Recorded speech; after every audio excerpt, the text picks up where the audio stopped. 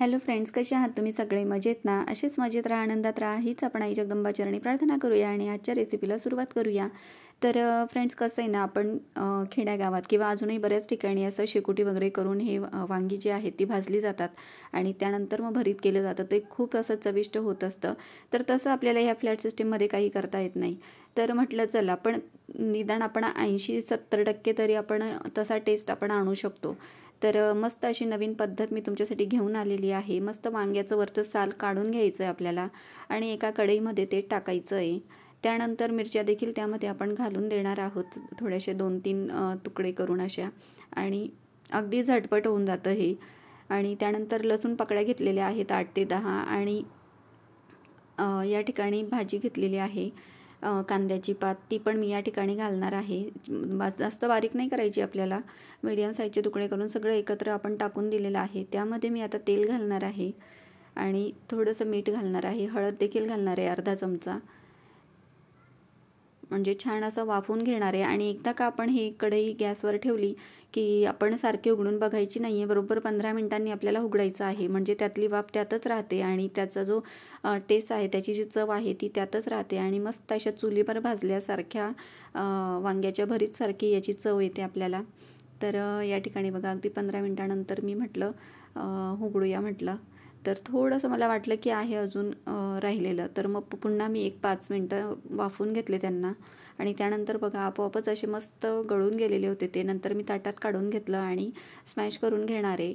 म्हणजे मिरच्यांचे जे तुकडे आपले थोडेसे राहिलेले असतात ते शिजलेले असतात, पण थोडेसे त्याला स्मॅश केले ना मग छान असतं चवीला. तर तुम्ही जर डब्याला वगैरे करत असाल आणि सकाळी घाई असते खूप आपल्याला, तर ते गॅसवर पण भाजा, वरचं साल काढा, तेल लावून भाजा. खूप असं किचकट होऊन जातं आणि खूप वेळ खाऊ अशी प्रोसिजर होऊन जाते. तर या ठिकाणी 2 घ्या 3 घ्या वांगी, आपल्याला असं झटपट हे होऊन जातं. फक्त वरचं साल काढून घ्यायचं आणि मस्त अशी वाफून घ्यायची आहे. खूप छान अशी चव येते. तर या ठिकाणी आता कढई ठेवलेली आहे. आता आपल्याला जास्त काही करायचं नाही आहे, आपल्याला लागेल तेवढं तेल घालायचं आहे, थोडंसं 2 पळी, आणि त्यामध्ये आपण घालणार आहोत शेंगदाणे. मस्त जळगाव पद्धतीचं असं हे भरीत मी करते आहे. तर शेंगदाणे चांगले फ्राय करायचे आपल्याला. त्यामध्ये मी काजू पण घातलेले आहेत. या ठिकाणी छान असं फ्राय करून घ्यायचं आहे तेलामध्ये. त्यानंतर आपण जे शिजवून घेतलेलं वांग्याचं भरीत आहे ते आपण यामध्ये घालणार आहोत.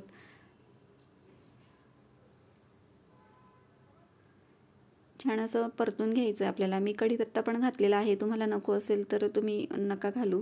या ठिकाणी आता भरीत घातलेलं आहे आणि मस्त असं एकजीव करून मी वाफत ठेवलेलं आहे. तर बघा, खमंग असं आपलं भरीत मस्त तयार झालेलं आहे. त्यावर मी मस्त अशी कोथिंबीर पेरून दिलेली आहे आणि हे बघा, खूप छान असा भरीतचा वास घरात सुटलेला आहे. तर फ्रेंड्स, आपण हे भरीत पुरीसोबत, चपातीसोबत आणि बाजरीच्या भाकरीसोबत देखील खातो, पण या ठिकाणी मी आज कळण्याची भाकरी करणार आहे त्यासोबत. तर तुम्ही पण ट्राय करून बघा, खूप छान लागतं कळण्याच्या भाकरीसोबतसुद्धा.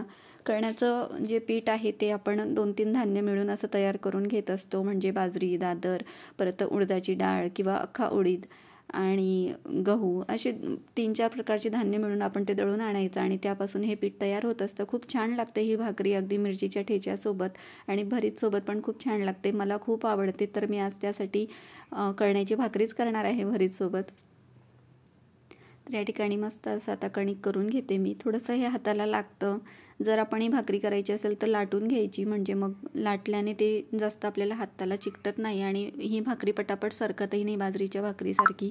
त्यामुळे आपण ना पोळपाट आणि लाटण्यावर ते लाटून घ्यायचं, म्हणजे मग पटकन पण होऊन जाते आणि असं काही नाही, पापुद्रा पण येतो तिच्यावर. तर या ठिकाणी मस्त असं कणिक आता करून घेते मी भाकरीचं. भाकरी बघा करून घेतलेली आहे, त्यावर पाणी टाकते आणि मस्त खमंग अशी खरपूस भाकरी मी भाजून घेते सगळ्या बाजूने व्यवस्थित.